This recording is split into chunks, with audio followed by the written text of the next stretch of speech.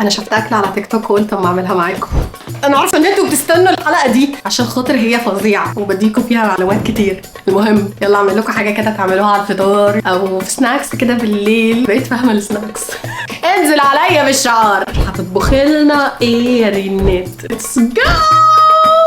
اول حاجه هنجيب 3 بيضات زي ما انتم شايفين، وكوبايه لبن، زيت وكوبايتين دقيق وموتزاريلا بيكنج باودر and let's mix. ودي اهم مرحله، انك تحط الخليط متوزع صح. لو الاكله دي اتعملت صح مش هكلم حد فيكم تاني. يلا ندخلها الفرن. درجه حراره الفرن دلوقتي سخنه، مش عارفه كام. حطها تحت. باي. اطلعي حلوه. انفخي لو ما طلعتيش حلوه. اصحابكم السلامه.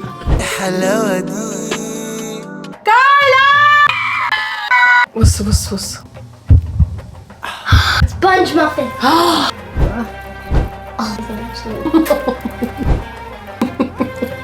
عايز تاكلي قرمه؟ انا بصراحه عملت المافن دي وانا ما اعرفش اسمها ايه. لو انتوا عارفين اسمها ايه اكتبوا لي في الكومنتس، ولو عارفين كمان هي منين برضو اكتبوا لي في الكومنتس. واشكروني.